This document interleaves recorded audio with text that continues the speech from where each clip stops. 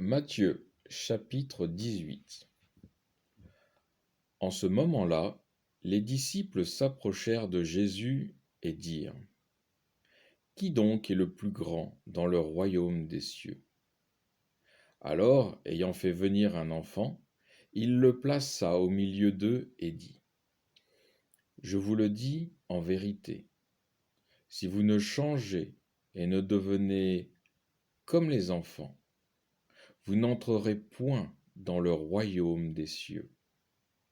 Celui donc qui se fera humble comme ce petit enfant est le plus grand dans le royaume des cieux. Et celui qui reçoit en mon nom un enfant comme celui-ci, c'est moi qu'il reçoit. Mais celui qui scandalisera un de ces petits qui croient en moi, mieux vaudrait pour lui qu'on lui suspende une meule à âne autour du cou et qu'on le précipite au fond de la mer. Malheur au monde à cause des scandales. C'est une nécessité qu'il arrive des scandales, mais malheur à l'homme par qui le scandale arrive. Si ta main ou ton pied est pour toi une occasion de chute, coupe-le et jette-le loin de toi. Il vaut mieux pour toi entrer dans la vie manchot ou boiteux que d'être jeté, ayant 2 mains ou 2 pieds dans le feu éternel. Et si ton œil est pour toi une occasion de chute, arrache-le et jette-le loin de toi. Il vaut mieux pour toi entrer borgne dans la vie que d'être jeté, ayant 2 yeux dans la géhenne de feu. Prenez garde de mépriser aucun de ces petits, car je vous dis que leurs anges dans les cieux voient sans cesse la face de mon Père qui est dans les cieux. Car le Fils de l'homme est venu sauver ce qui était perdu. Que vous en semble?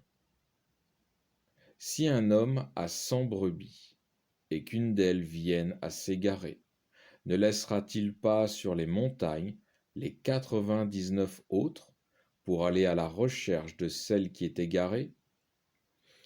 Et s'il lui arrive de la retrouver, je vous le dis en vérité, il a plus de joie pour elle que pour les 99 qui ne se sont pas égarés.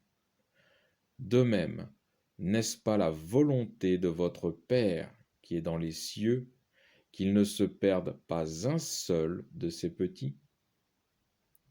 Si ton frère a péché contre toi, va, reprends-le entre toi et lui seul.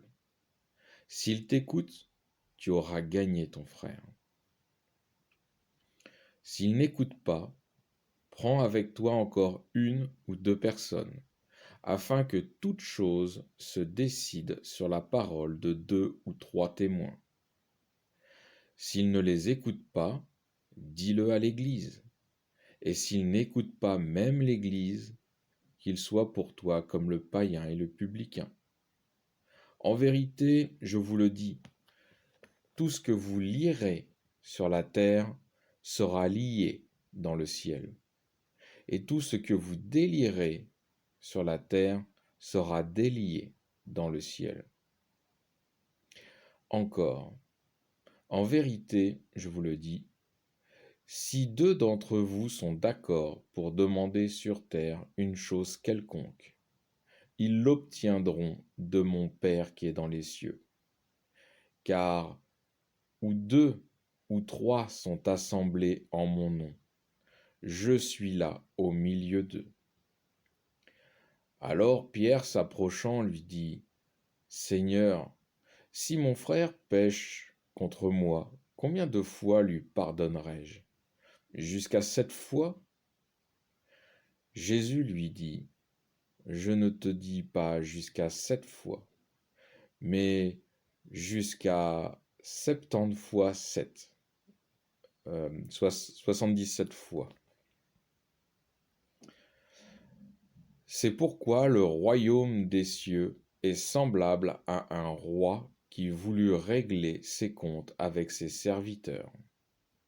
Quand il se mit à régler les comptes, on lui amena un débiteur de 10 000 talents. Comme il n'avait pas de quoi payer, son maître ordonna qu'on le vendît, lui, sa femme, ses enfants et tout ce qu'il avait, pour que paiement fût fait. Alors le serviteur, tombé à ses pieds, demeurait prosterné, disant : « Seigneur, aie patience envers moi, et je te paierai tout. » Touché de compassion, le maître de ce serviteur le laissa aller et lui remit sa dette. Ce serviteur, à peine sorti, rencontra un de ses compagnons de service, qui lui devait 100 deniers.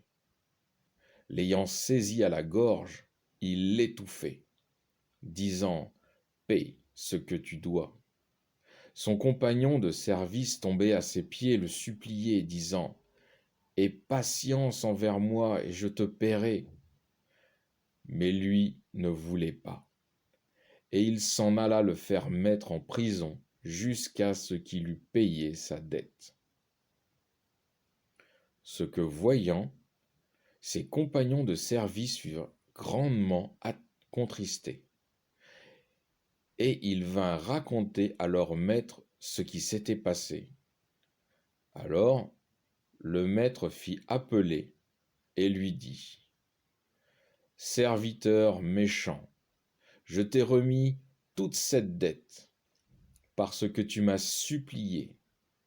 Ne devais-tu pas, toi aussi, avoir pitié de ton compagnon de service, comme moi-même j'ai eu pitié de toi ? » Et son maître, irrité, le livra au bourreau, jusqu'à ce qu'il eût payé toute sa dette. Ainsi vous traitera mon Père céleste, si chacun de vous ne pardonne pas à son frère du fond du cœur. Fin du chapitre 18.